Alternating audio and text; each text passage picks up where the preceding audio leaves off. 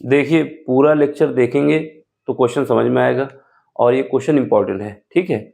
6 marks का question आता है। कौन सा क्वेश्चन है? क्लास 10th के लिए, यूपी बोर्ड के लिए और हिंदी मीडियम के लिए हमने ये लिखा है क्वेश्चन, ठीक है। क्वेश्चन नंबर 4th है। 4th में 2 पार्ट दिए गए थे, एक अथवा करके था, कोई एक पार्ट करना था। 6 मार्क्स का क्वेश्चन है। देखो क्या कह रहा है। अगर समझ में आता है तो क्या करना है, लाइक करना है, शेयर करना है और सब्सक्राइब भी करना है। लेकिन नहीं समझ में आता तो आप डिसलाइक कर सकते हैं। चलो क्वेश्चन क्या है, भूमि के एक बिंदु P से 10 मीटर ऊंचे भवन के शिखर का उन्नयन कोण 30 डिग्री है। यानी जब नीचे से हम पॉइंट पे हैं और कोई भवन है तो उसकी हाइट पे देखेंगे तो ये उन्नयन कोण होता है, और जब ऊपर से देखते हैं नीचे की ओर तो अवनमन कोण होता है। फिलहाल के लिए उन्नयन कोण दिया है कितना, 30 डिग्री। भवन के शिखर पर एक ध्वज को लहराया गया, यानी जो भवन था, ये भवन था, इसके शिखर पर एक ध्वज को लहराया गया, ठीक है। और बिंदु P से ध्वज के शिखर का उन्नयन कोण कितना है, 45 डिग्री है। अब आपको क्या फाइंड करना है, जो ध्वज दंड है उसकी लंबाई और बिंदु P से भवन की दूरी ज्ञात कीजिए। यहाँ पर ये इंपॉर्टेंट बात है कि √3 की जगह हम 1.73 यूज कर सकते हैं। ये क्वेश्चन ने दिया है तो जैसा दिया है उसके हिसाब से हमको सबसे पहले डायग्राम बनाना होगा। जब डायग्राम बन जाएगा तो क्वेश्चन सॉल्व हो जाएगा, नहीं बनेगा तो फिर दिक्कत आएगी, ठीक है। तो हम क्या करते हैं, डायग्राम बनाते हैं। ये क्या है, ये हमारे पास भवन है, ठीक है। क्या है, भवन है। यहाँ पर एक बिंदु P है, ये बिंदु क्या है, P है। थोड़ा और पास बना देते हैं, ये P पॉइंट है, ठीक। तो पॉइंट P की जो इसके बॉटम से दूरी है, यानी तल से दूरी है, वो कितनी है, मान लेते हैं x मीटर है। कितना है, x मीटर है। अब जैसा क्वेश्चन ने बोला है उसके हिसाब से हम डायग्राम अरेंज करते हैं। इसने बोला है कि इस पॉइंट से जब हम इसके टॉप को देखते हैं भवन के, तो हमको जो एंगल बनता है वो एंगल बनता है कितना, 30 डिग्री का। तो इसको मिला दो, ये धरातल का काम करेगा, ठीक है। तो ये जो एंगल बनता है, ये एंगल बनता है 30 डिग्री, ठीक है। ऐसा क्वेश्चन ने बोला है कि इसका जो शिखर का उन्नयन कोण है वो 30 डिग्री है। तो हम ये बता देंगे कि ये भवन है। भवन बोले तो मकान है, ठीक। क्या है, ये भवन है।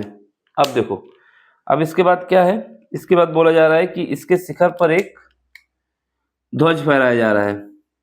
तो ये इसका शिखर है, ठीक। इसके शिखर पर एक ध्वज फहराया जा रहा है, मान लेते हैं ये फहरा दिया गया। अब आपसे कह रहा है कि जब इस पॉइंट से हम इसके ध्वज के शिखर को देखते हैं तो उसका उन्नयन कोण कितना है, उसका उन्नयन कोण 45 डिग्री है। तो बस इसके शिखर को देख लो, ये देखा, ठीक है। सीधा बना लेते हैं,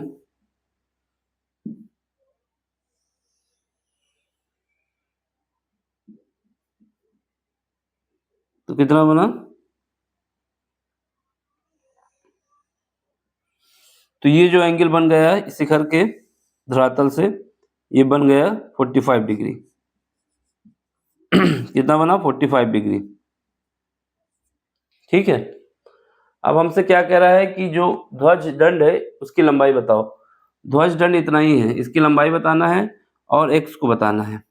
तो मान लेते हैं जो ध्वज दंड है उसकी उच्च जो लंबाई है वो h मीटर है। कितना है, h, ठीक है। और क्वेश्चन में क्या दिया गया है, जो हमारे पास भवन है, भूमि के तल से बिंदु P से एक 10 मीटर ऊंचे भवन, यानी ये जो भवन की हाइट है ये कितना है, 10 मीटर है। इसकी जो हाइट दी गई है भवन की वो 10 मीटर है। ये भी हमको क्वेश्चन में मेंशन है। अब हमारे पास क्या काम है, एक तो x की वैल्यू फाइंड करना है, दूसरा h की वैल्यू। अगर ये डायग्राम बन जाएगा तो क्वेश्चन हो जाएगा, नहीं बनेगा तो फिर नहीं हो पाएगा, ठीक है। अब हम क्या करेंगे, इनको नाम दे देते हैं। जैसे P तो हमने इसका नाम दे दिया पहले, पॉइंट P है। अब इसको A दे देते हैं, ये हमारा पॉइंट A मान लेते हैं, और ये हम मान लेते हैं B है, और ये हम मान लेते हैं C है, ठीक है। अब क्या करेंगे, सबसे पहले ट्रायंगल PBC में इस वाले ट्रायंगल का यूज करेंगे, फिर उसके बाद दूसरा ट्रायंगल कौन है, PAC में। ठीक है, 2 ट्रायंगल यूज करेंगे। ठीक, बस क्वेश्चन सॉल्व हो जाएगा। तो जो दिया गया है उसके हिसाब से मान लेते हैं, उत्तर में उत्तर लिखेंगे, और उसमें जो गिवन है, जो दिया गया है, क्या दिया गया है, दिया गया है, दिया गया है जो हमको, वो दिया गया है P पॉइंट, जिससे हमको निकालना है। ठीक है, क्या निकालना है, x की डिस्टेंस, और उसके बाद इसकी ऊंचाई कितना दी गई भवन की, तो हम बताएंगे भवन की ऊंचाई, भवन की ऊंचाई, भवन की ऊंचाई कितना है, 10 मीटर है। कितने मीटर है, 10 मीटर है। और इसके बाद जो भवन के शिखर का उन्नयन कोण है 30 डिग्री, और जो ध्वज के शिखर का उन्नयन कोण है वो 45 डिग्री। तो ये लिख देंगे। ठीक है, ये लिखना है लैंग्वेज में हमको। अब क्या करोगे, माना जो लंबाई है, जो लेंथ है या लंबाई जो है हमारे पास किसकी, शिखर की, सॉरी, जो लंबाई हमारे पास है ध्वज की। ठीक है, माना लंबाई, ध्वज की लंबाई कितनी है, माना लंबाई ध्वज की जो है वो h मीटर है। और ये भी मान लेते हैं पॉइंट P से भवन के तल की दूरी कितनी है, या फिर कह सकते हैं PC की जो डिस्टेंस है, माना PC इज इक्वल टू कितना है, x मीटर है। और इसको हम क्या कह सकते हैं, AB। ठीक है, ये सब लैंग्वेज लिख देना क्या क्या है। ठीक, अब हम क्या करते हैं, सीधे यूज करते हैं। लैंग्वेज लिखना होता है, उससे नंबर पूरे मिलते हैं। सीधे सॉल्व करोगे तो नंबर काट सकता है, बाकी काटना तो नहीं चाहिए, क्योंकि आपने डायग्राम में सब मेंशन कर दिया है। अब यूज करोगे त्रिभुज। कौन सा त्रिभुज है, त्रिभुज हमारे पास पहले है PBC, PBC। अब इसमें क्या यूज करोगे, tan 30 डिग्री, क्योंकि ये एंगल 30 डिग्री है ना, PBC। क्या यूज करोगे, tan 30 डिग्री। और tan थीटा क्या होता है, tan थीटा होता है परपेंडिकुलर डिवाइड बाई बेस। तो इसमें परपेंडिकुलर क्या है, यानी जो एंगल के सामने की डायमेंशन होती है, BC है। कितना है, BC। और इसके बाद बेस क्या है, बेस हमारे पास PC है, PC है। ठीक है, अब BC की वैल्यू कितनी है, BC की वैल्यू है हमारे पास 10 मीटर, क्योंकि ये लेंथ दिया गया है भवन की जो हाइट है। ठीक है, कितना है, 10 मीटर। PC कितना है, PC 10 सॉरी x है, जो कि हमने माना है। tan 30 की वैल्यू याद रखना, tan 30 की वैल्यू होती है 1/√3। तो इसको लगाओ 1/√3, 1/√3 इज इक्वल टू क्या आ जाएगा, 10/x। ठीक है, तो यहां से हमारे पास x की वैल्यू आ जाएगी 10√3 मीटर। तो एक आंसर आपका आ गया, एक आंसर आपका आ गया कि जो पॉइंट P से भवन की तल की डिस्टेंस जो है वो x मीटर है। ठीक है, तो हम बता देंगे PC या फिर x इज इक्वल टू हमारे पास आया है 10√3 मीटर। ठीक, अब इसके बाद देखो, इसने हमसे ये भी बोला है कि जहां पर √3 है उसकी जगह पर हमें ये यूज करना है। अगर ये यूज नहीं करेंगे ना तो आपका आंसर गलत माना जाएगा, मतलब गलत तो नहीं माना जाएगा लेकिन नंबर काट सकता है। इस वजह से हमको ये यूज करना होगा।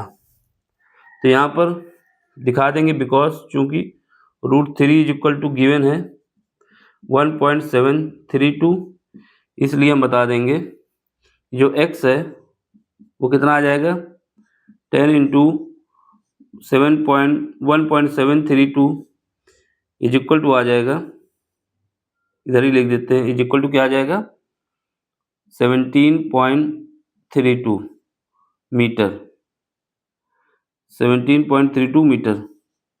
तो ये हमारा आंसर आ जाएगा फाइनल।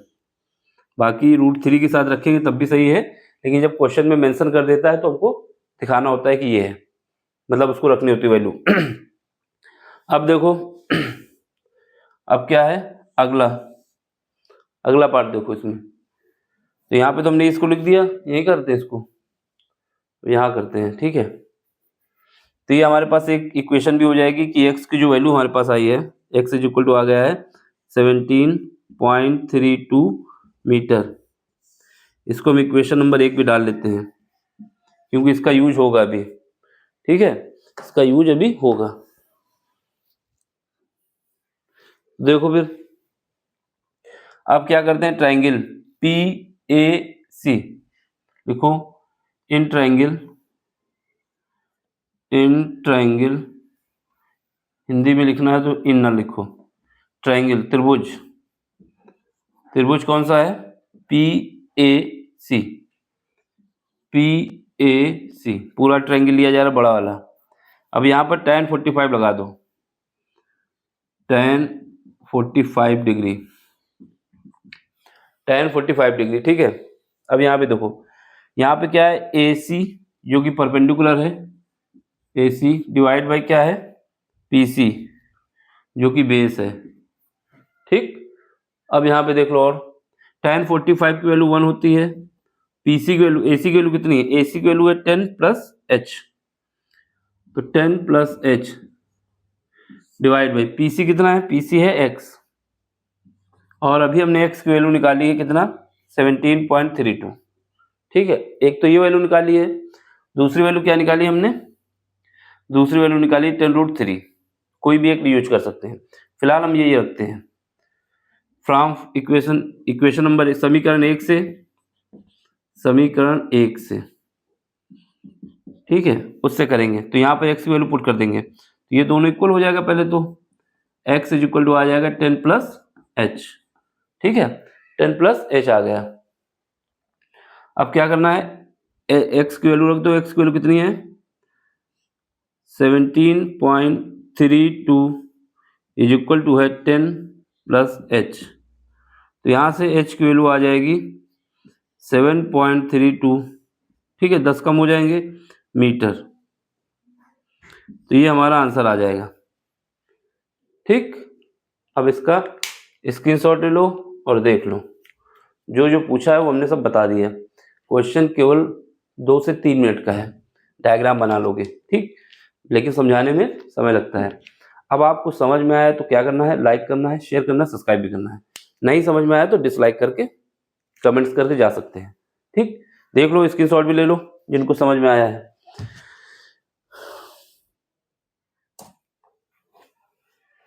फिर अगला क्वेश्चन कराते हैं। चलिए bye, take care, thank you for watching.